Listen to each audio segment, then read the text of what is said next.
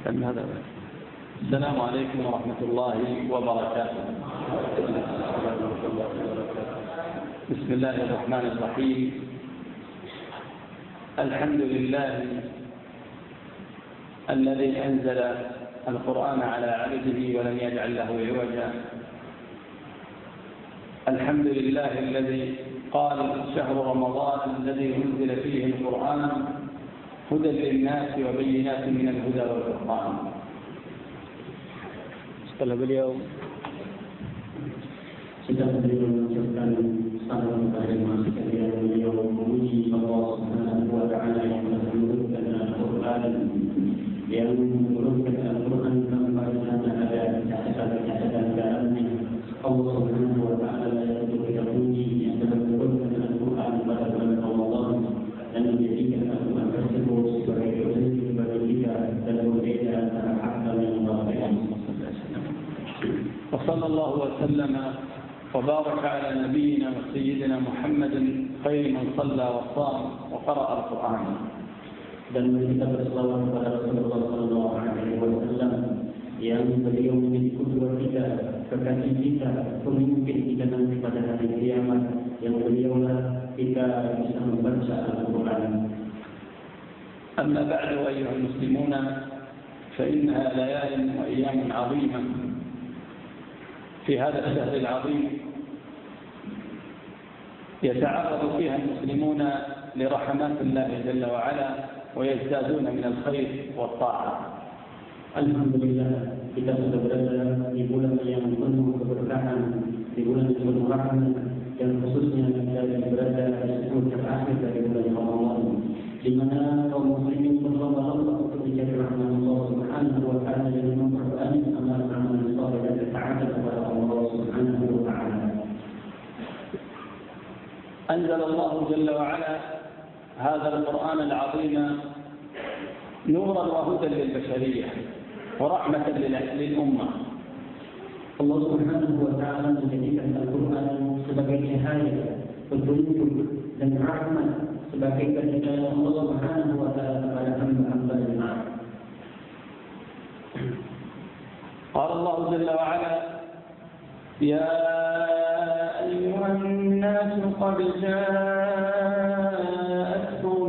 موعظة من ربكم وشفاء لما في الصدور وهدى ورحمة للمؤمنين.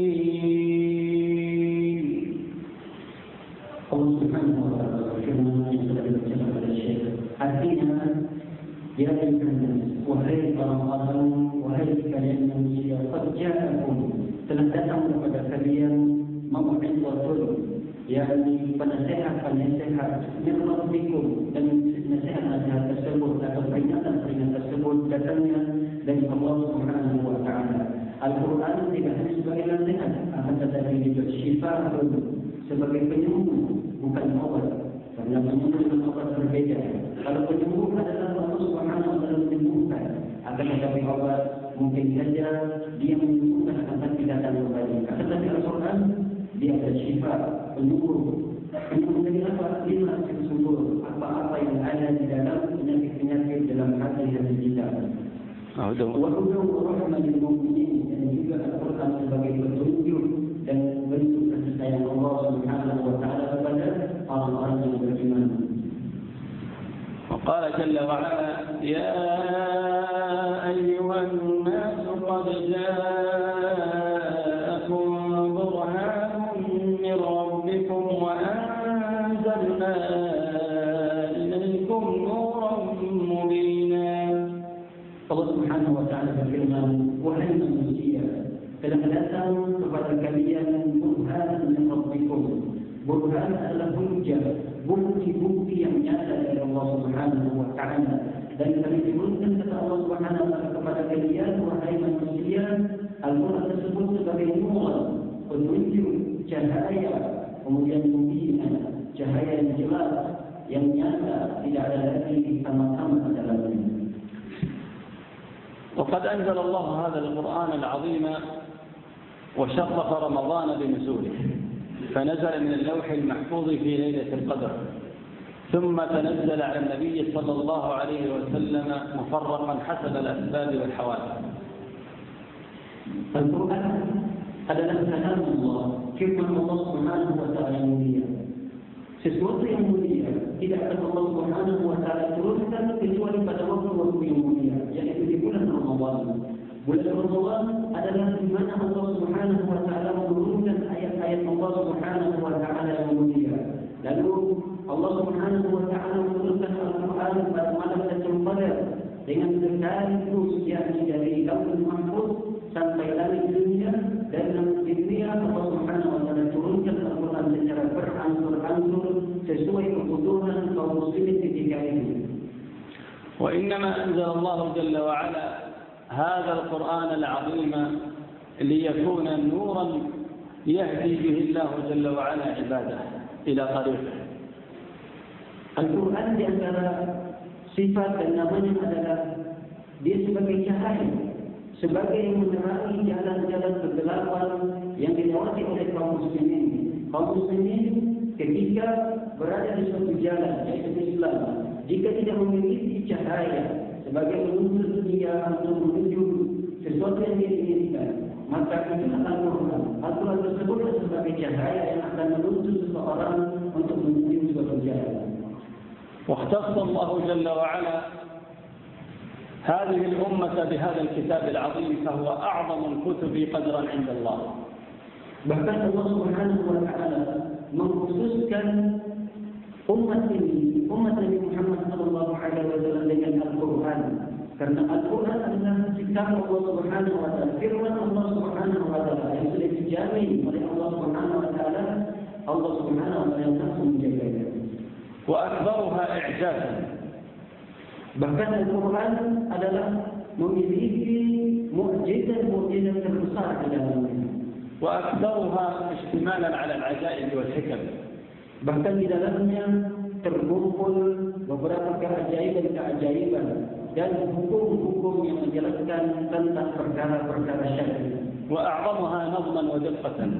Bahkan Al-Quran adalah peraturan-peraturan yang dibuat oleh Allah Subhanahu wa taala, yang dibuat oleh Allah Subhanahu wa taala untuk manusia.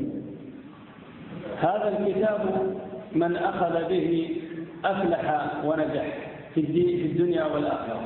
Barang siapa yang menjadikan Al-Quran sebagai petunjuknya, maka kabar gembira bagi orang tersebut dia yang keberhasilan, kesenangan, bahkan kemerdekaan bagi mereka-mereka yang menjadikan Al-Quran sebagai pegangan hidupnya, baik itu kesenangan dunia yang akan dia dapatkan terlebih-lebih di akhirat kelak.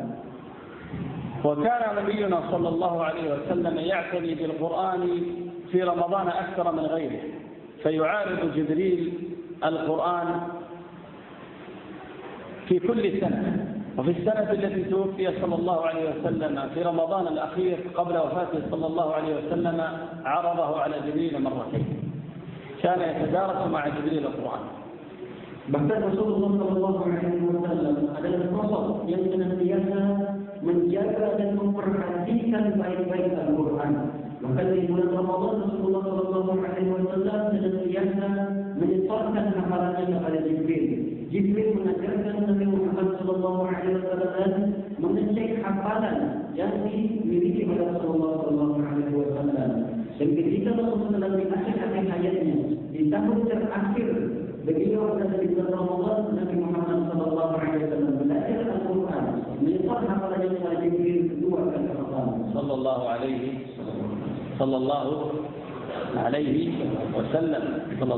wasallam. ينبغي أن نصلي على النبي صلى الله عليه وسلم كلما ذكر. البخيل من ذكرت عنده فلم يصلي عليه. Kata beliau menjelaskan antara dan wajib bagi kita ketika disebutkan Nabi Muhammad SAW, hendaknya kita bersolat kepada beliau, karena hakikat orang yang pelit, orang yang fasik adalah manakala disebutkan nama Rasul, maka orang tersebut tidak bersolat kepada Rasulullah SAW. وقد ربط النبي صلى الله عليه وسلم بين الصيام والقرآن، فقال الصيام والقرآن يشفعان للعبد يوم القيامة. يقول الصيام: أي ربي منعته الطعام والشراب والشهوة فشفعني فيه، فيشفع فيه. ويقول القرآن: أي ربي منعته النوم فشفعني فيه فيشفع فيه. Bahkan Al-Quran tersebut akan bisa memberikan pertolongan bagi orang-orang yang menjaga dan membaca Al-Quran tersebut. Di dalam sebuah hadis yang sangat jelas kita sama-sama mengetahui tentang Al-Quran serta ada kaitannya dengan bulan Ramadan. Dalam hadis dijelaskan oleh Rasulullah SAW, Al-Quran dan puasa akan bisa memberikan syafaat, akan bisa menolong orang-orang yang membaca dan melakukan puasa di bulan Ramadan. Karena dia mengatakan bahwasanya ketika seorang hamba berpuasa, Allah artinya akan melarang hamba-hamba tersebut dari makan dan minumnya yang harusnya dulu sebelum dia berpuasa makan dan tersebut dihalalkan. Akan tetapi ketika berpuasa Allah haramkan sejenak makan dan minum. Inilah mengapa puasa tersebut bisa memberikan pertolongan bagi orang yang melakukan puasa. Begitu juga Al-Quran. Kenapa Al-Quran tersebut bisa memberikan pertolongan nanti pada hari kiamat, bisa memberikan syafaat bagi orang yang membacanya. Karena Al-Quran tersebut menghalangi orang yang membacanya dari istirahat pada malam harinya. Dengan dia membaca Al-Quran, waktu istirahatnya diambil oleh dengan dia menggunakan membaca Al-Quran. Dengan begitu Al-Quran akan insyaAllah memberikan syafaat dan pertolongan pada hari kiamat. قال صلى الله عليه وسلم اقرأوا القرآن فإنه يأتي يوم القيامة شفيعا لأهله. Maka dalam hadis yang lain Rasulullah menjelaskan bacalah Al-Quran karena nanti Al-Quran datang pada hari kiamat sebagai penolong dan memberi syafaat kepada kalian. وقال خيركم من تعلم القرآن وعلمه فهو صاحب القرآن هو أفضل الناس. Bahkan dalam hadis yang lain menunjukkan orang-orang yang senantiasa membaca dan menjaga Al-Quran adalah orang yang paling baik di muka bumi. Sebagaimana sabda Rasulullah SAW, sebaik-baik manusia adalah yang mereka belajar dan mengajarkan Al-Quran. وقال صلى الله عليه وسلم أهل القرآن هم أهل الله وخاصته جعلنا الله وإياكم منهم. Mudah-mudahan Allah Subhanahu wa Ta'ala menjadikan kita termasuk keluarga Allah Subhanahu wa Ta'ala. Karena Rasulullah mengatakan orang yang senantiasa membaca dan menjaga Al-Quran, dia termasuk daripada keluarga Allah Subhanahu wa Ta'ala. ويقرأ المسلمون القرآن في رمضان أكثر من غيره وتستحب صلاة التراويح ومن المقصود من صلاة التراويح سماع القرآن وترتيله وتدبره. Oleh karenanya kita disunnahkan oleh Rasulullah SAW untuk memperbanyak bacaan Al-Quran di bulan Ramadan. Dan hikmah daripada salat tarawih dibacakan Al-Quran di dalamnya, bahkan diperbanyak, bahkan dilamakan salat tarawih. Hikmahnya adalah agar Al-Quran tersebut dibacakan kepada makmum, didengarkan tilawah yang dibacakan oleh imam. Ini menunjukkan bahwasanya penjagaan dan perhatian kita yang sangat besar terhadap Al-Quran tersebut.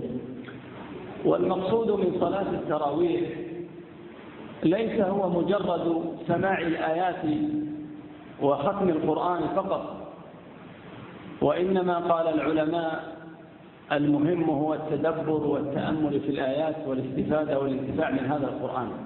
ولو قرأ شيئا قليلا بتدبر خيرا من أن يختم مرة أو مرتين بلا تدبر. Jadi antara hikmah kenapa ketika kita salat tarawih dibacakan Al-Quran itu bukan hanya sekedar kita mendengarkan bacaan-bacaan imam tersebut, akan tetapi yang lebih penting bagi kita adalah bagaimana kita bisa meresapi maknanya, bisa mentadabburi setiap ayat-ayat yang dibaca. Oleh karena para hadis yang diberikan oleh Allah Subhanahu wa Ta'ala, usahakan setiap kita bisa memahami dan mempelajari ayat-ayat yang dibacakan oleh imam-imam ketika membaca Al-Quran. Karena yang menjadikan perhatian kita adalah bukan berapa kali kita hafal dalam setahun dalam baca Al-Quran, akan tetapi sedikit pun atau sedikit saja yang kita baca dari Al-Quran. Apakah kita memahami? Apakah kita bisa menghayati? Apakah bisa kita mengambil pelajaran dari apa yang kita baca dan ayat-ayat yang kita baca tersebut? ولذلك نجد بعض الأئمة هداهم الله يستعجل في صلاة التراويح وهو يقرأ قراءة سريعة.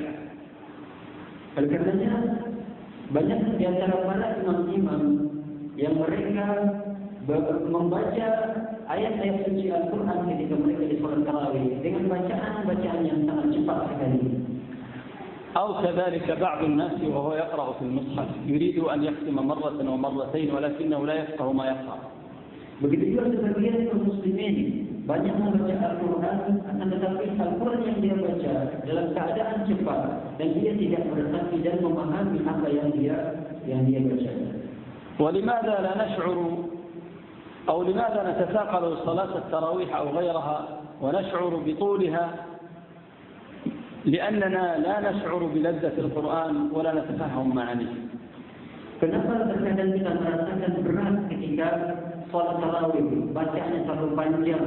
Terkadang kita merasa cepat lelah dan capek ketika kita salat tarawih. Itu adalah akibat daripada kita tidak paham, karena kita tidak mengerti ayat-ayat yang dibacakan oleh imam-imam ketika salat tarawih. Seandainya kita paham, kemudian seandainya kita sedikit punya hafalan, insya-Allah salat yang akan dibacakan oleh imam-imam tersebut tidak akan membuat salat kita menjadi sulit dan tidak akan merasakan lama dan panjangnya salat tersebut. كان ابن عباس رضي الله عنه وأرضاه يقول ركعتان في تفكر خير من قيام ليلة بلا قلب. Bahkan Ibnu Mas'ud radhiyallahu taala anhu, Ibnu Abbas radhiyallahu taala anhu mengatakan bahwasanya salat 2 rakaat, lalu dengan dua rakaat tersebut dia membaca potongan ayat yang pendek saja, akan tetapi dia membacanya dengan mentadabburi dan menghayati ayat tersebut, maka itu lebih baik baginya daripada dia harus salat satu malam suntuk dan membaca ayat-ayat Al-Quran yang dia tidak pahami maknanya. ولذلك كان صلى الله عليه وسلم يطيل الصلاة في الليل ودائما يقرأ في صلاته وفي غير صلاته مترسلا متأنيا. Oleh karenanya Rasulullah SAW dan kita lihat beliau itu salat pada malam hari sangat panjang, durasi salatnya sangat panjang, sehingga Rasulullah SAW dalam riwayat disebutkan kakinya bengkak ketika beliau mengerjakan salat malam. Ini menunjukkan bahwasanya Rasulullah SAW membaca ayat-ayat Al-Quran yang terus bersambung-sambung dan beliau mengetahui makna-makna setiap ayat yang dia baca. كان صلى الله عليه وسلم إذا مر بآية فيها تسبيح وتعظيم لله سبح، وإذا مر بآية فيها ذكر النعيم والجنة سأل الله من فضله، وإذا مر بآيات فيها العذاب والنار استعاذ بالله عز وجل. Lihat bagaimana Rasulullah SAW ketika membaca Al-Quran di dalam salatnya. Manakala Rasulullah SAW membaca Al-Quran, melewati bacaan yang di dalamnya ada ayat-ayat yang memuji Allah Subhanahu Wa Taala atau bertasbih kepada Allah Subhanahu Wa Taala, beliau pun sejenak bertasbih, berhenti dari bacaan Al-Qurannya dan bertasbih kepada Allah Subhanahu Wa Taala. Manakala Rasulullah SAW membaca ayat-ayat yang menceritakan tentang surga, Rasulullah SAW berhenti dalam ayat tersebut dan berdoa kepada Allah Subhanahu Wa Taala agar diberikan surga. Manakala Rasulullah SAW dalam salatnya membaca ayat-ayat tentang menceritakan neraka, maka Rasulullah SAW berhenti sejenak dan berdoa kepada Allah Subhanahu Wa Taala agar dilindungi dari neraka Allah Subhanahu Wa Taala. وكان يحب سماع القرآن صلى الله عليه وسلم من غيره. Bahkan Rasulullah SAW tidak hanya sering dan senang membaca Al-Quran, beliau pun senang juga mendengarkan bacaan Al-Quran dari sahabat-sahabat yang lainnya. وجد ابن مسعود مرة يقرأ فقال اقرأ، فقال صلى الله عليه وسلم أقرأ عليك وعليك أنزل يا رسول الله، قال إني أحب أن أسمع القرآن. Ibnu Mas'ud pernah diminta oleh Rasulullah SAW agar dibacakan Al-Quran di hadapan Rasulullah SAW.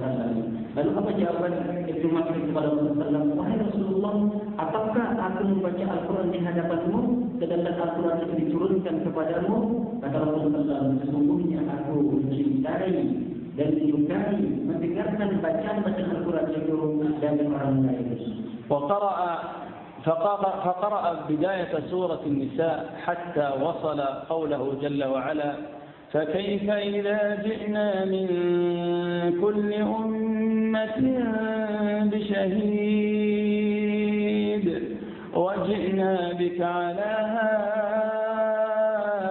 هؤلاء شهيدا فنظر ابن مسعود إلى رسول الله صلى الله عليه وسلم فإذا هو يبكي وعيناه تذرفان.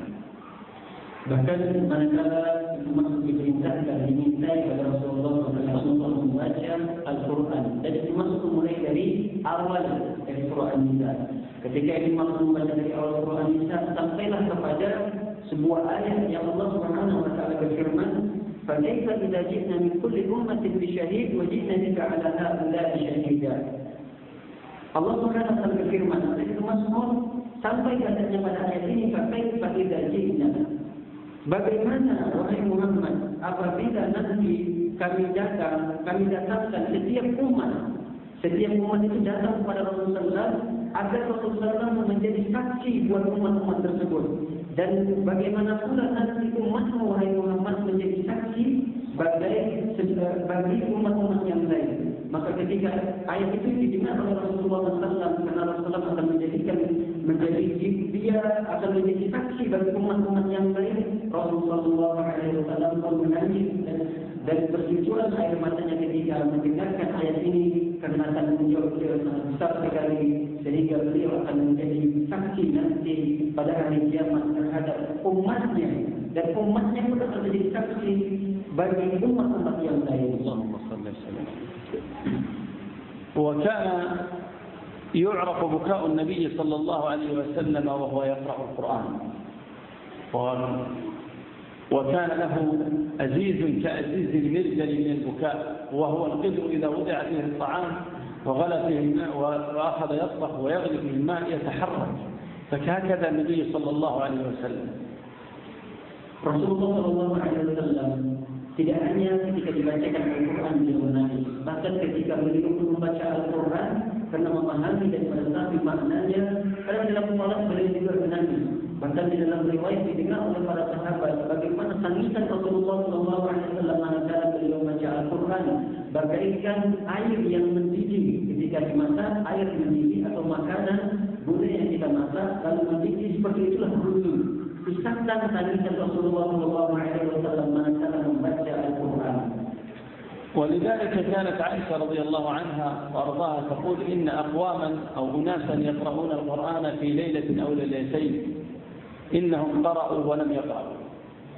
Oleh karena Rasulullah SAW memberi peringatan kepada hamba atau umat-umatnya yang membaca Al-Quran khatam dengan 2 malam, lalu dilaporkan kepada Rasulullah SAW, sesungguhnya orang radhiyallahu anhu inni la aqra'u al-Qur'an fi 3.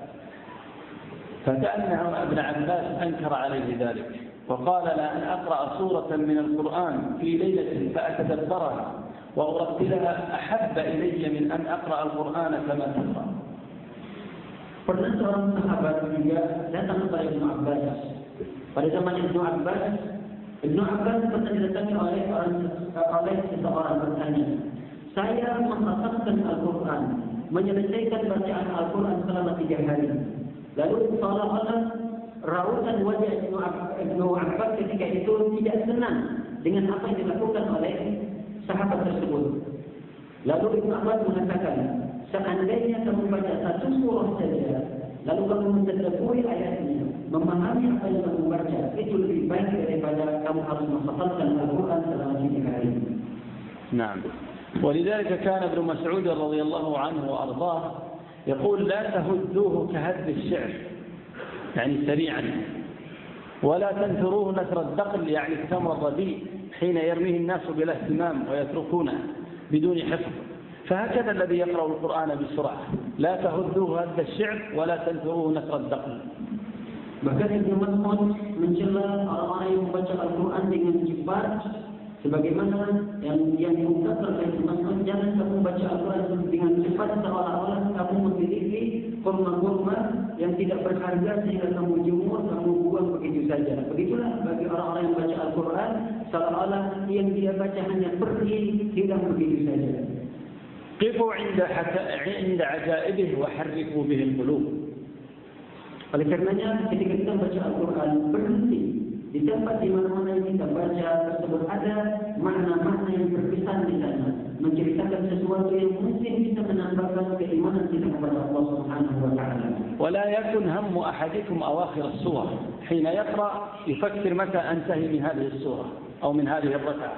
Jangan yang menjadi pusat perhatian kita ketika baca Al-Quran adalah kapan kita bisa menyelesaikan surah ini.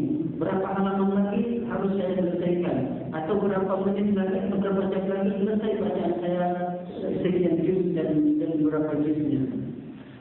ولهذا فإن السنة أن يقرأ في صلاة التراويح بتأن وتدبر يتدبر الإمام ويتدبر من خلفه.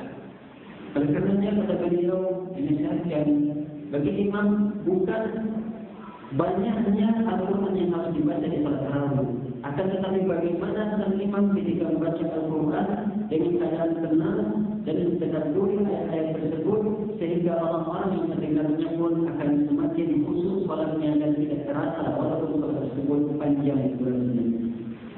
وقد كان النبي صلى الله عليه وسلم يقف مع الآيات طويلا وربما كرر الآية حتى الصباح. Bahkan sekarang Rasulullah sallallahu alaihi wasallam menceritakan dalam riwayat bahwasanya Rasulullah SAW satu malam suntuk hanya membaca beberapa ayat saja, karena terkadang Rasulullah ketika membaca ayat tersebut dia berhenti dan terkadang beliau setelah itu meneruskan bacaannya kemudian berhenti lagi untuk meresapi dan memaknai ayat-ayat tersebut. وقد جاء عنه صلى الله عليه وسلم أنه كرر قوله سبحانه وتعالى إن تعذب في آخر سورة المائدة إن تعذبهم فإنهم عباد وإن تغفر لهم فإنك أنت العزيز الحكيم. Maka dalam riwayat dijelaskan bahwasanya Rasulullah SAW terkadang mengulang-ulangi beberapa ayat misalnya satu ayat diulang-ulang oleh Rasulullah berkali-kali, dan itu berada pada surah Al-Maidah. Di akhir surah Al-Maidah Allah Subhanahu wa taala berfirman, "In tu'adzibhum fa innahum 'ibaduk wa in taghfir lahum fa innaka antal 'azizul hakim." Allah Subhanahu wa taala menjelaskan tentang in tu'adzibhum, ya Allah, jika engkau ingin mengazab mereka, memberikan siksaan kepada mereka, sesungguhnya mereka itu adalah hamba-hambamu. Akan tetapi jika engkau, ya Allah, mengampuni mereka, sesungguhnya engkau maha perkasa dan maha bijaksana. Ayat ini saja menceritakan ketika Rasulullah SAW tentang Allah SWT ingin, jika Allah ingin mengazab mereka, sesungguhnya adalah mereka itu hamba-hambamu, tapi apabila engkau mengampuni mereka, sesungguhnya engkau maha pengampun. Ini dibaca oleh Rasulullah berulang-ulang kali. Ini artinya bahwasanya Rasulullah SAW mentadabburi ayat-ayat tersebut sehingga diulang-ulang oleh Rasulullah SAW berkali-kali. وهكذا جاءت آثار كثيرة عن الصحابة، بعض الصحابة وبعض السلف كانوا يرددون الآيات ويتأثرون بها ويعيشون معها. Oleh karenanya diwarisi bacaan-bacaan, cara bacaan-bacaan tersebut oleh ulama-ulama setelahnya seperti para sahabat dan para tabi'in, manakala mereka membaca Al-Quran di dalam salat mereka, terkadang ayat tersebut yang memberikan pengaruh yang bisa menambahkan keimanan mereka. Mereka ulang-ulang berkali-kali ayat tersebut sehingga ayat tersebut bisa benar-benar merasuki dan dihayati oleh si pembaca dan si pendengarnya. كانت أسماء رضي الله عنها وأرضاها بنت أبي بكر الصديق تردد قوله جل وعلا فمن الله علينا ووقانا عذاب السموم.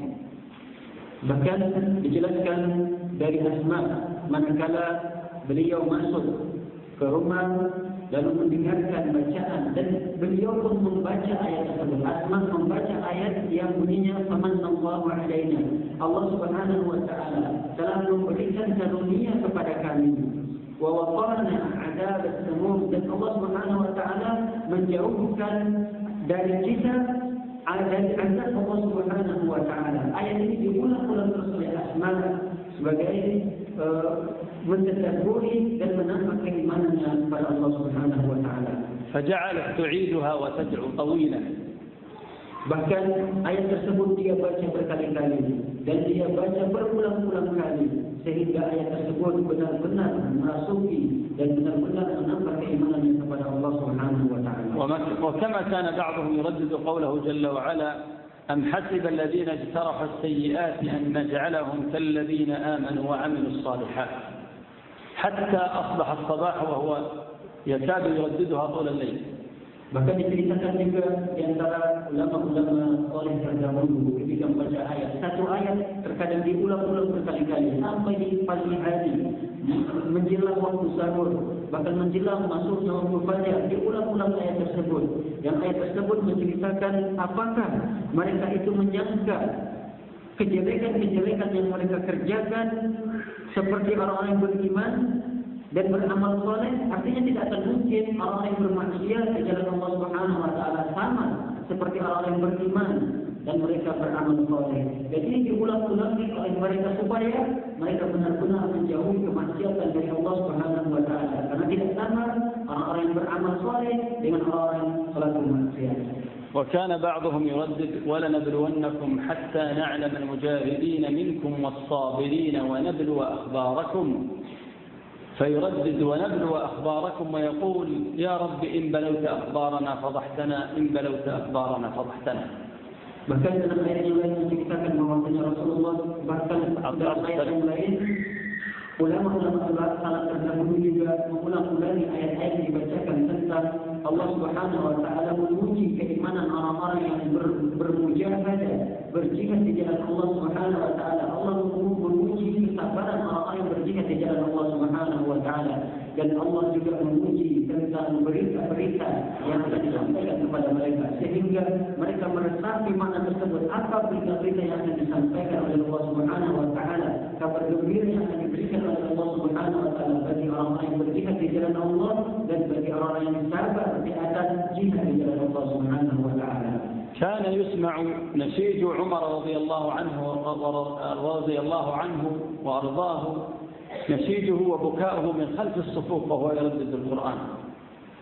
Bahkan para sahabat radhiyallahu ta'ala anhum manakala mendengar Umar bin Khattab di pojok masjid membaca Al-Quran dalam keadaan salat, dalam keadaan menangis, bahkan rintihan dari tangisan yang didengar oleh para sahabat-sahabat yang lainnya.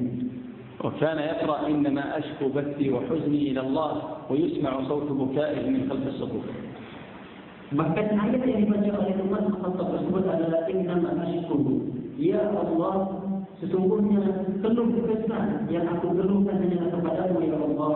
Setiap apa yang aku keluhkan tidak akan, setiap apa yang aku rasakan dari keluhan di dunia ini tidak akan aku keluhkan kecuali hanya kepadamu ya Allah.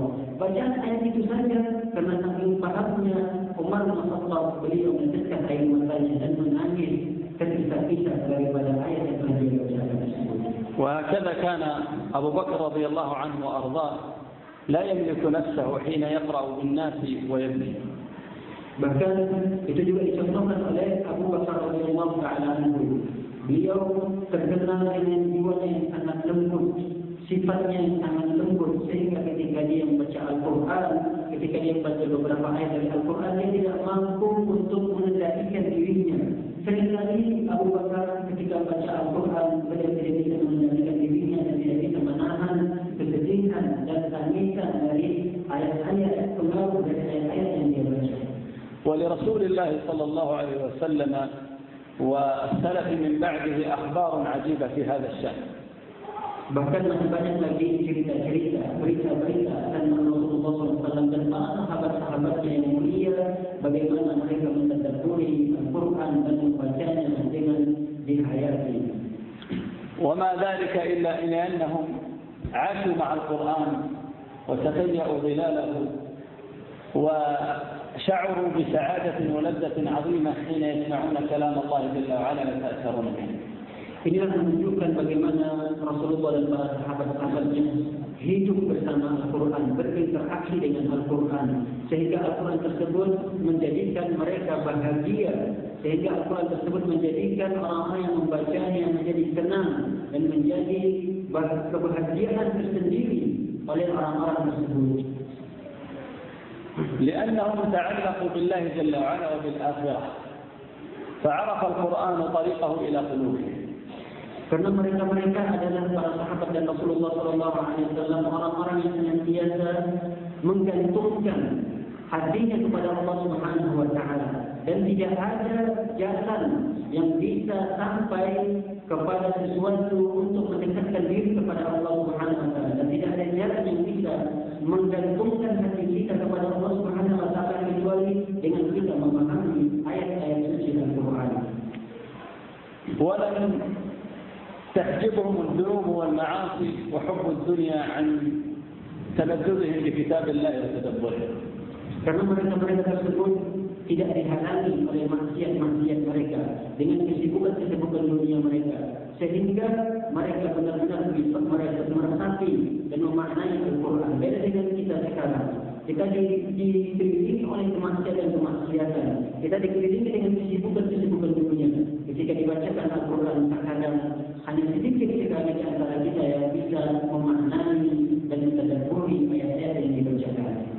ولهذا ذم الله جل وعلا الذين لا يتدبرون القرآن وبين أن ذلك بسبب ذنوبهم ومعاصيهم. Oleh karenanya Allah Subhanahu wa taala mencela bagi orang-orang yang tidak mentadabburi Al-Quran dan tidak menyerapi makna dari Al-Quran yang dia baca. Bahkan Allah Subhanahu wa taala mengatakan, apakah mereka tidak mentadabburi Al-Quran atau karena memang hati-hati mereka telah ditutup oleh Allah Subhanahu wa taala dengan dosa-dosa yang mereka lakukan. يقول الله جل وعلا أفلا يتدبرون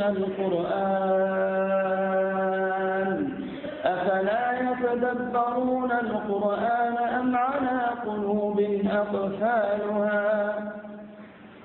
Allah Subhanahu wa taala berfirman, apakah mereka tidak mentadabburi Al-Quran, tidak meresapi makna dari apa yang mereka baca, atau memang karena hati mereka ditutupi oleh maksiat-maksiat, oleh kesibukan-kesibukan dunia yang melupakan akhirat mereka?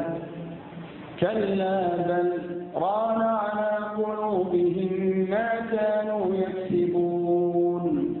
Sekali-kali tidak. Sesungguhnya apa-apa yang mereka lakukan dari maksiat-maksiat tersebut akan menjadi ran, akan menjadi penutup hati-hati mereka.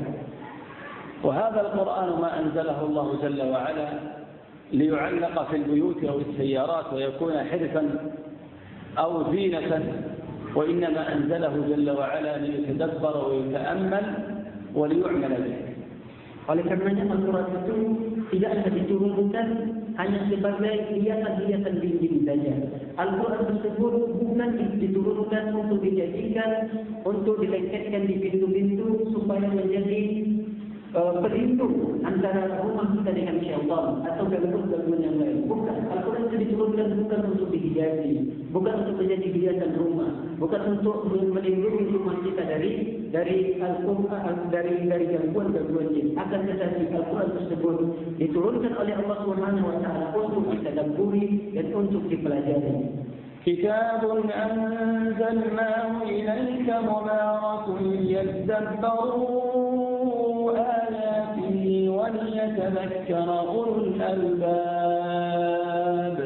Bahkan Al-Quran itu diturunkan oleh Allah Subhanahu wa taala pada malam yang berkah, yaitu malam Lailatul Qadar. Untuk apa? Untuk dipelajari, untuk ditadabburi ayatnya, dan untuk saling mengingatkan bagi orang-orang yang memiliki akal.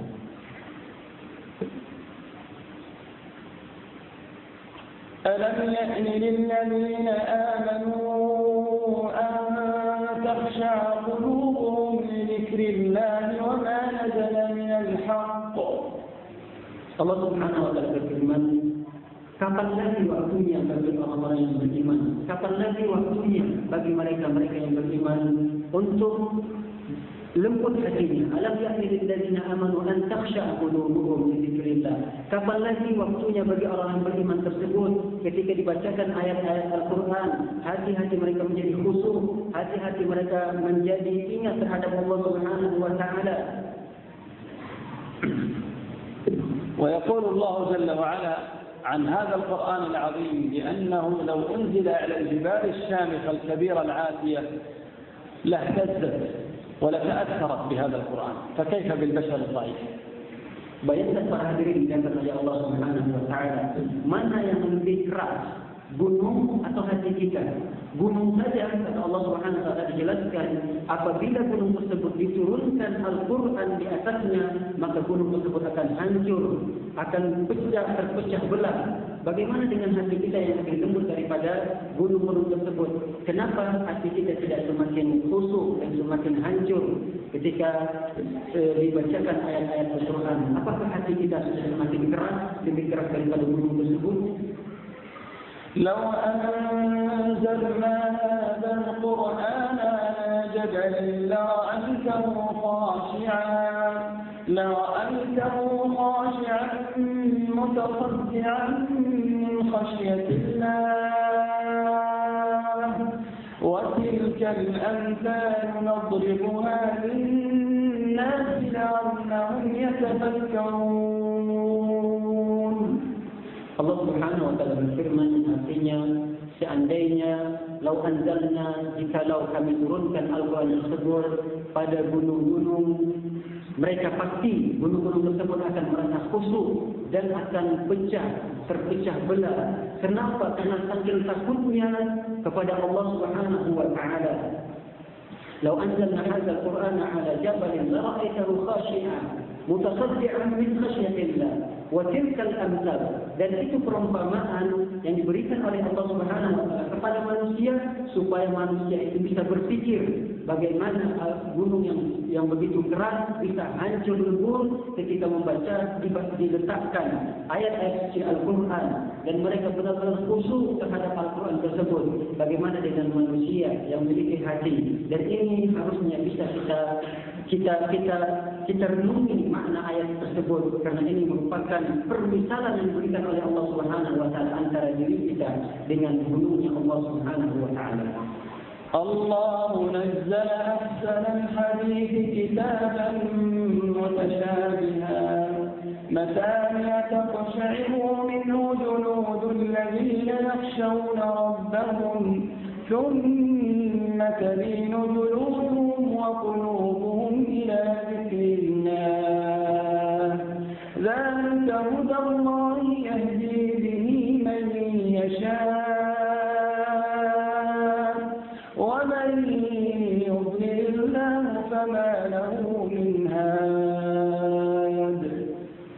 Allah Subhanahu wa taala berfirman yang artinya Allah yang menurunkan sebaik-baik ucapan, yaitu Al-Quran.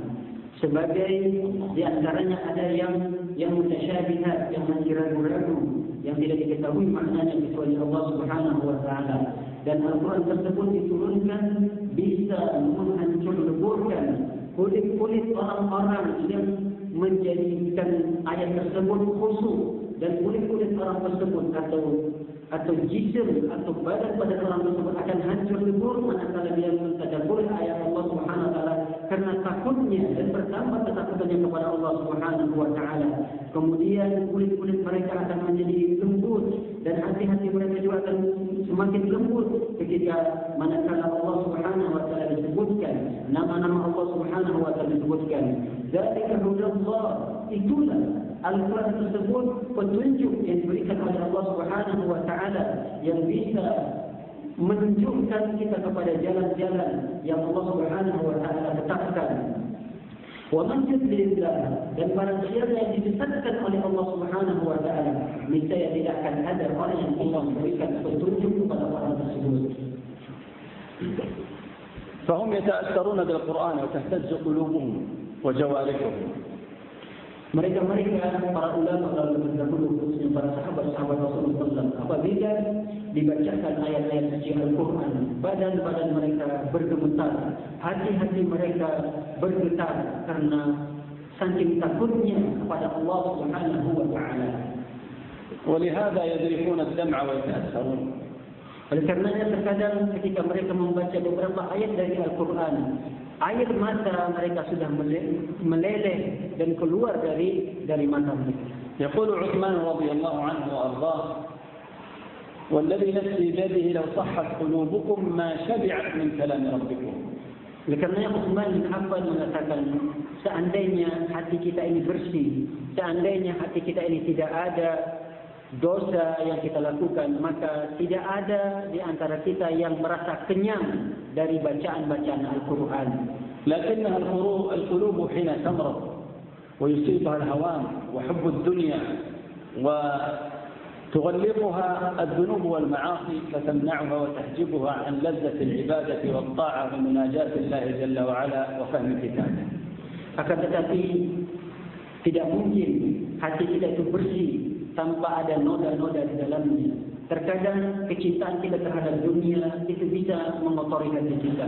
Terkadang maksiat-maksiat yang kita lakukan itu bisa menyelakbuti hati-hati kita, yang dengannya terkadang kita tidak merasa nikmat ketika kita beribadah, yang dengannya terkadang kita tidak merasa lezat di dalam membaca Al-Quran, yang dengannya terkadang kita tidak merasa khusyuk dari setiap ibadah yang kita lakukan. Itu karena dampak maksiat, kecintaan kita terhadap dunia terlalu berlebihan, dan terkadang karena kita memang tidak mengetahui dan menyia-nyiakan dari Al-Quran itu sendiri. وبقدر قربك من الله جل وعلا وإقبالك عليه تشعر بهذه اللذة العجيبة. Oleh karenanya, seberapa jauh kita mendekatkan diri kita kepada Al-Quran, berarti sejauh itulah kecintaan kita terhadap Al-Quran itu sendiri. وبقدر قربك من القرآن تشعر بالطمأنينة والسكينة. Dan berapa dekatnya kita kepada Al-Quran, maka dengan kedekatan kita kepada Al-Quran tersebut akan merasakan ketenangan, ketenteraman yang ada di hati-hati kita. Alladzina amanu wa tatma'innu qulubuhum bi dzikrillah. Ala bi dzikrillah tatma'innul qulub. Mereka orang-orang yang beriman, yang memiliki hati-hati yang tentram, hati-hati yang tenang. Tidaklah mereka memiliki hati-hati yang tenang kecuali dengan mereka memiliki dan mentadabburi dan berzikir, menyebut-nyebut nama Allah Subhanahu wa taala. Kemudian Allah SWT mengatakan ala zikrillah, ketahuilah dengan menyebut nama Allah Subhanahu wa taala. Dan termasuk zikir yang paling afdal di sisi Allah SWT adalah membaca Al-Quran, dan dengan baca Al-Quran tersebut akan membuat nyaman, tentram hati-hati kita kepada Allah Subhanahu wa taala. ولهذا يزدادون إيمانا وإذا تتلى عليهم آياتنا زادتهم إيمانا. Oleh karenanya, terkadang dengan kita membaca Al-Quran tersebut akan menambah keimanan kita kepada Allah Subhanahu wa taala. Wa idza tutla, apabila dibacakan kepada mereka ayat-ayat Allah Subhanahu wa taala, zadatuhum imanan. Keimanan mereka semakin bertambah kepada Allah Subhanahu wa taala. جعلنا الله وإياكم من أهل القرآن الذين هم أهل الله وخاصته. Mudah-mudahan Allah Subhanahu wa taala menjadikan Al-Quran tersebut dan menjadikan kita termasuk orang-orang yang bisa menjaga, membaca dan mengamalkan Al-Quran. Semoga dengan begitu Allah Subhanahu wa taala menjadikan kita bagian daripada keluarga Allah Subhanahu wa taala. وجعل القرآن العظيم ربيع قلوبنا ونور صدورنا. Mudah-mudahan Allah Subhanahu wa taala menjadikan Al-Quran tersebut penyejuk dari hati-hati kita dan menjadikan cahaya di setiap dada-dada kita. ونسأل الله جل وعلا أن يرزقنا تلاوته آناء الليل وأطراف النهار. Mudah-mudahan Allah Subhanahu wa taala memudahkan bagi kita, merezekikan kemudahan bagi kita untuk senantiasa membaca Al-Quran di siang dan di malam hari. وأن يجعلنا ممن يقيم حروفه وحدوده. Mudah-mudahan juga Allah Subhanahu wa taala memudahkan bagi kita untuk mengamalkan setiap huruf dan setiap perkara-perkara yang ditetapkan oleh Allah Subhanahu wa taala dalam Al-Quran. وممن يتدبره ويعيشه. Mudah-mudahan Allah Subhanahu wa taala memberikan kehidupan yang nyaman bagi orang-orang yang senantiasa mentadabburi Al-Quran. ونسأله جل وعلا أن يشفع فينا القرآن والصيام والصلاة وسائر الأعمال الصالحة. Mudah-mudahan Allah Subhanahu wa taala menjadikan setiap amalan-amalan yang kita lakukan yang bisa menolong kita nanti di akhirat, khususnya bacaan Al-Quran kita. Mudah-mudahan bacaan-bacaan Al-Quran yang kita baca dapat memberikan syafaat, pertolongan kepada kita. Begitu juga ibadah-ibadah yang lain seperti puasa. هذه بعض الكلمات وهي في حق القرآن قليلة ونسأل الله جل وعلا أن ينفعنا بها. Inilah beberapa ayat-ayat dan hadis-hadis yang dibacakan. Mudah-mudahan beberapa ayat dan hadis yang dibacakan tersebut dapat memberikan manfaat bagi kita semua. أسأل الله أن يعلمنا وينفعنا وأن ينفعنا بما علمنا وأن يزيدنا علما.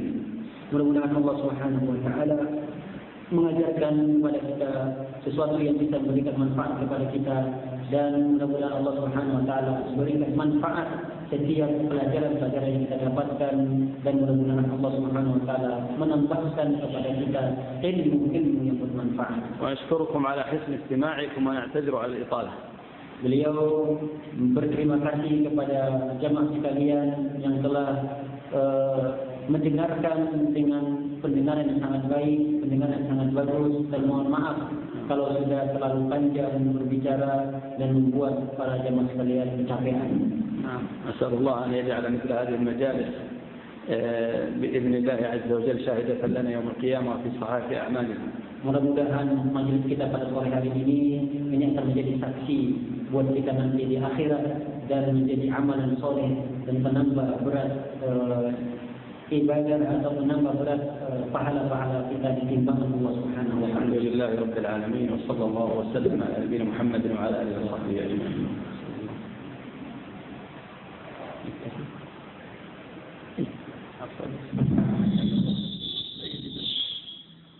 أسئلة قصيرة أكيد لا بد في سؤال من أرسل.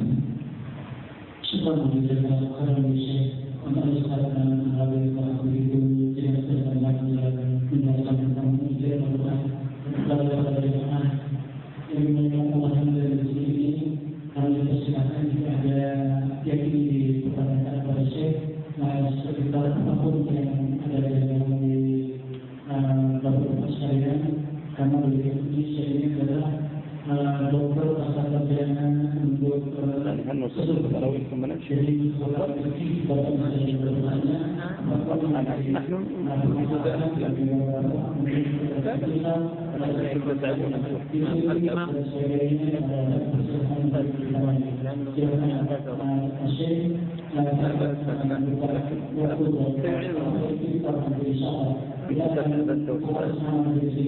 semoga bertahan dan bersama kita semua hari ini yang sangat bermanfaat. Insyaallah. Silakan Bapak dari ini. Assalamualaikum warahmatullahi wabarakatuh.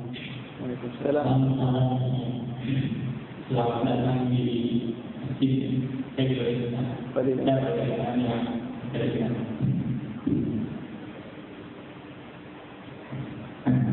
Saya bertanya, berapa apabila saya saat ini, kemudian juga saya ingin bertanya, bagaimana saya mempelajari Al-Quran sehingga pelajaran dari memperhati kita sehingga kita mengerti apa yang dibaca oleh imam, sehingga kita mengerti apa makna yang akan dalam dalam diri. Assalamualaikum warahmatullahi wabarakatuh. الذي نفسي منه صح الفروق. السؤال الأول كم عمرك؟ معنى المعاني ونتدبر من قراءة الإمام. ما هي الطريقة الجيدة في تدبر القرآن؟ لا شك أن الأول يعني لا شك أن القرآن لن يستطيع أن يفهمه المسلم حتى يفهم اللغة العربية ويفهم كلام العلماء في التفسير وكلام النبي صلى الله عليه وسلم. ولكن من لا يجيد العربية ولا يفهمها فإنه يحاول جاهدا قدر المستطاع أن يقرأ في التفاسير المترجمة، وإذا علم الله منه صدقا فإنه بإذن الله سينتفع من القرآن. Tidak bisa dipandang kata beliau di antara cara bagaimana kita bisa mentadabburi Al-Quran dan memahami makna Al-Quran tidak lain adalah dengan belajar bahasa Arab. Dengan belajar bahasa Arab, dan dengan begitu kita akan bisa membaca kitab-kitab tafsir-tafsir dari para ulama. Akan tetapi ketika kita bukan orang Arab dan lidah kita agak sulit untuk berbahasa Arab, maka kita usahakan kita bertakwa kepada Allah Subhanahu wa taala semampu yang kita miliki. Artinya ketika kita tidak mampu untuk belajar bahasa Arab, minimal kita membaca Al-Quran yang kita baca atau ayat-ayat yang senantiasa dibaca oleh imam, kita lihat terjemahannya saja. Terjemahan tersebut, insya-Allah dengan begitu Allah Subhanahu wa taala akan tahu kebenaran dari hati kita. Karena kita ingin dan benar-benar ingin mengetahui dan mentadabburi setiap ayat-ayat yang kita baca. InsyaAllah dengan kebenaran niat kita tersebut, dengan begitu pun Allah akan menilai sebuah ibadah kebenaran daripada niat kita yang benar-benar ingin memahami dan meresapi makna dari ayat-ayat Al-Quran yang kita baca. Walaupun kita tidak mampu untuk meresapi dan mentadabburinya, hanya sekedar niat kita untuk berusaha mentadabburi Al-Quran, insyaAllah itu juga sudah bagian daripada ibadah di sisi Allah Subhanahu wa taala. وأكثر من سماع القرآن ولو كنت لا تفهم معنى الآية فإن فيه بركة وخير.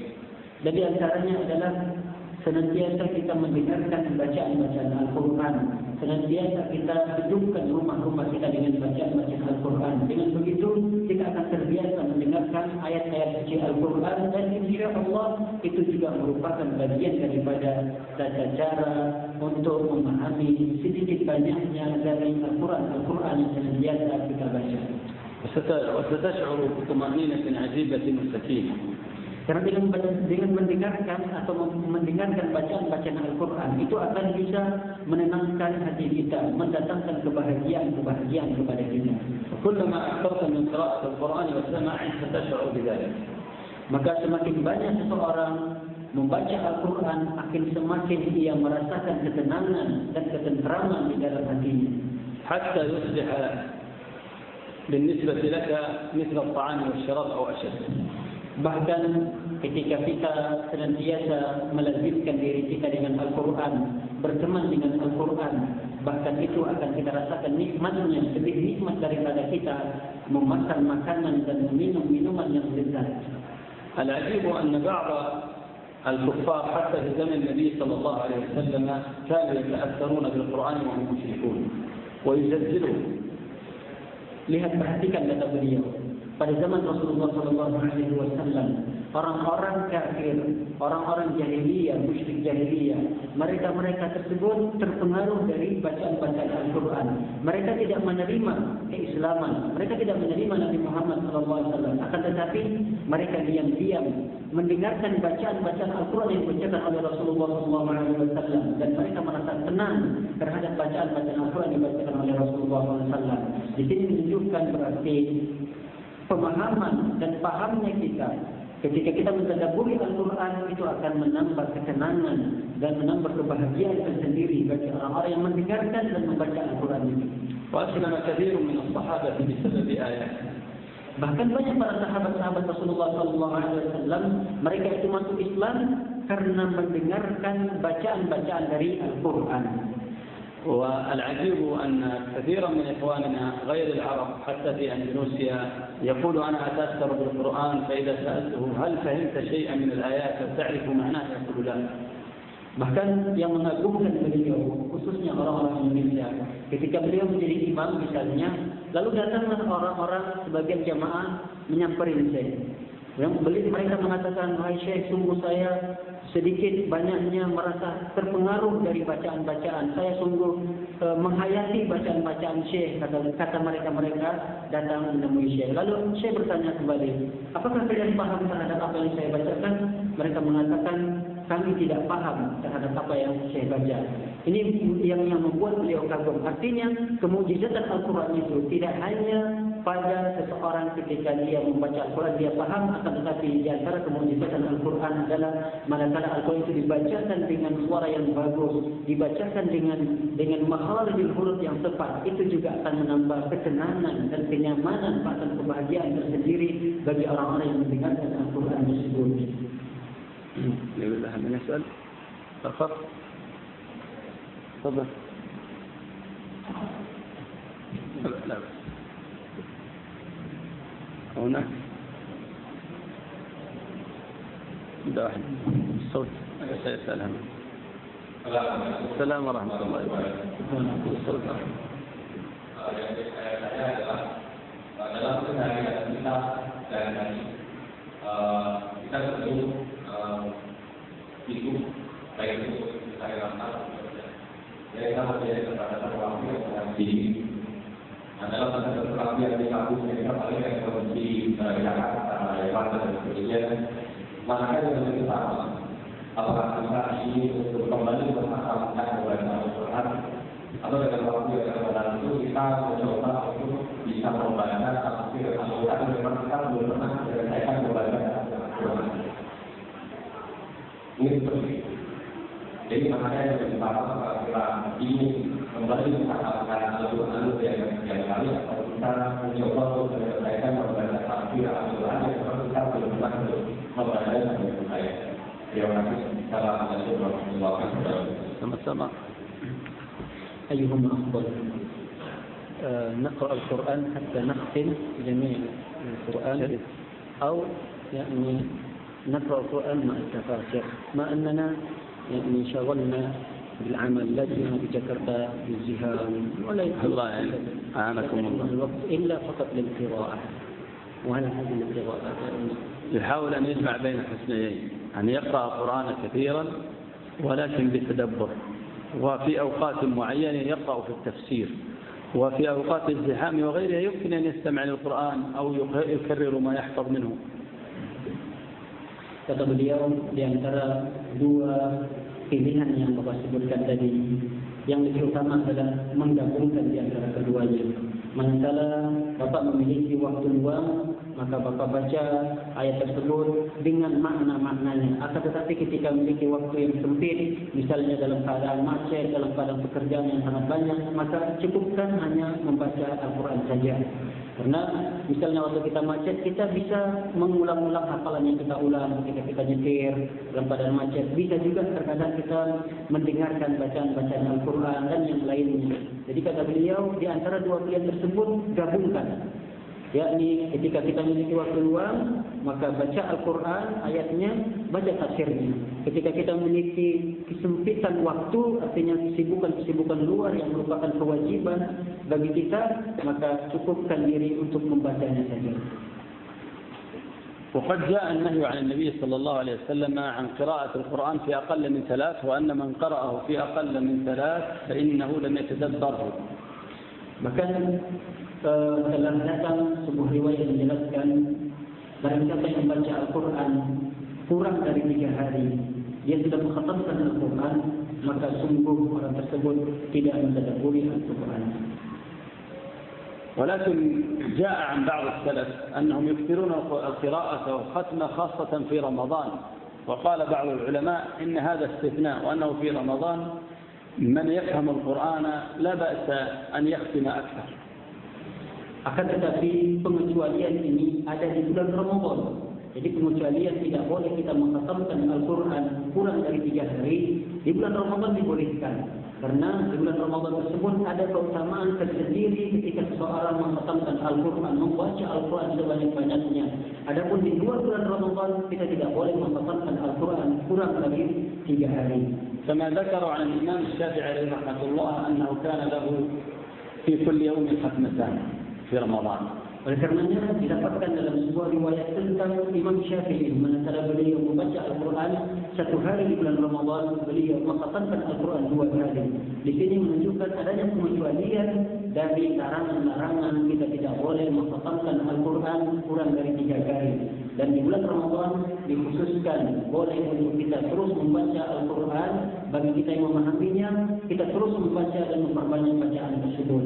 ولكن ظاهر السنة أنه يتأنى في القرآن ولا يختمه في أقل من 3. Akan tetapi dari zahir dari riwayat-riwayat menjelaskan bahwasanya jangan kita memberat-beratkan diri kita sehingga kita mengkhatamkan Al-Quran kurang dari 3 hari. Maka Islam itu memudahkan kita. Ketika kita memiliki waktu yang luang, maka silahkan bacaan Al-Quran dengan banyak. Maka apabila kita sudah merasa capek dengan apa yang kita lakukan, maka ambillah sebagian waktu untuk beristirahat. بارك الله فيك. أظن نكتفي بهذا. أو آخر سؤال. السلام عليكم ورحمة الله وبركاته. من أراد أن ينصرف يمكن يعني لا نحبس أحدا. Kepada siapa yang ingin meninggalkan majelis yang kesibukan, Maka kita silakan karena beliau tidak mau menghalang-halangi para jemaah yang disibukkan di luar dan halangan yang disilakan bagi yang disibukkan di luar kita silakan. Tafadhal. Ada sebab boleh mungkin alasan kawalan anda lakukan mungkin guna mana anda guna hafal Al-Quran. وكيف مقال إن الذين قالوا الله ثم استقاموا فلا خوف عليهم ولا هم يحزنون في آية أخرى إن الذين قالوا الله ثم استقاموا فلا ينزل عليهم الملائكة ألا تخافوا ولا تحزنوا وأبشروا بالجنة التي كنتم توعدون. السؤال الشيخ كيف ندرك الآية نجد عمل المنازل لنفس الاستقامة لأن الشعور صعبه في بعض الأحيان أقول في إمام قوي وفي وقت آخر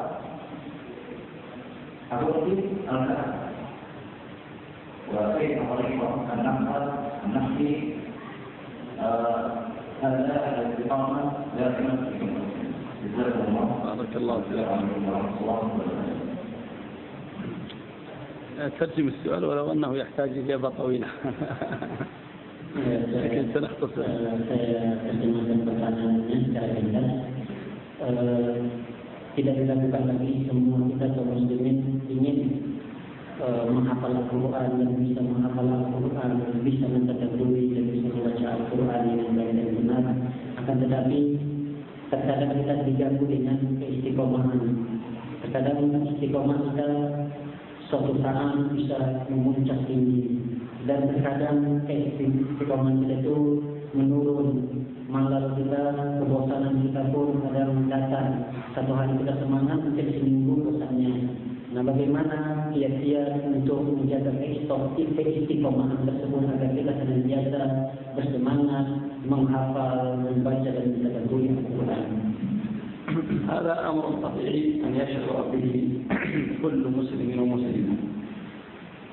فهو بشر ويضعف وهذا ابتلاء وامتحان من الله جعل فيه العقل والشهوة جعل فيه الخير والشر يتنازعان. Ini adalah biasa. Artinya sifat-sifat yang seperti ini terkadang kita didatangi dengan semangat dan terkadang juga datang dari sisi kebosanan dari pekerjaan yang menjadi rutinitas kita. Itu adalah fitrah manusia, sudah menjadi fitrah kebiasaan dari setiap manusia. Begitulah kata beliau. Terkadang kita ini memiliki nafsu. Nafsu lawannya adalah akal kita. Kemudian juga kita terkadang didatangi semangat, terkadang juga kita didatangi dengan rasa bosan. Dan dua perkara itu pasti akan saling bermusuhan, akan saling rebut-merebut. Begitulah di dalam setiap secara ilmu qauni, takdir qauni, setiap perkara itu pasti akan saling bertentangan. Ada kebaikan, pasti ada keburukan. Ada kebatilan, pasti ada al-haq. Ada yang sesuatu yang disyariatkan, yaitu sunnah Rasulullah SAW, pasti ada musuhnya. Ada tauhid dan ada syirik, dan begitulah seterusnya. Dan ini menjadi fitrah yang diciptakan oleh Allah SWT di muka bumi ini. ولكن على المسلم أن يجاهد نفسه قدر المستطاع وإذا صدق مع الله عز وجل فليبشر بالخير فإن الله يعينه ويثبته. Akan tetapi bagaimana caranya kita senantiasa bisa menjaga keistiqomahan kita, ketaatan kita kepada Allah Subhanahu wa taala dan menjaga niat kita supaya benar-benar kita itu memiliki upaya untuk mengerjakan setiap apa yang kita inginkan dan kita beristiqamah di atasnya. وقد شكى الصحابة رضي الله عنهم مثل ذلك إلى رسول الله صلى الله عليه وسلم يقولون نكون معك فيزداد إيماننا وكأننا نرى الجنة والنار رأي العين فإذا ذهبنا إلى الدنيا وإلى أهلنا نسينا.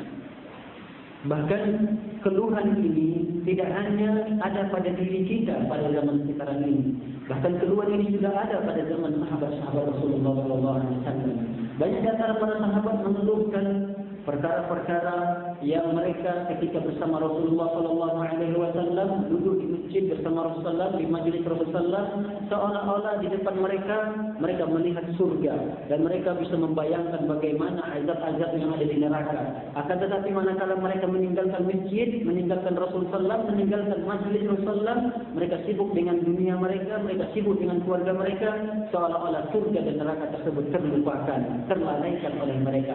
Dan ini dikeluhkan oleh sebagian para sahabat-sahabat Rasulullah SAW. وأشكل ذلك على حنظلة رضي الله عنه وارضاه وظن أن ذلك من النفاق فقال له صلى الله عليه وسلم ساعة وساعة. Bahkan keluhan ini juga dikeluhkan oleh sahabat Hanzalah, seolah-olah dia merasakan yang memiliki sifat seperti itu adalah bagian daripada sifat kemunafikan.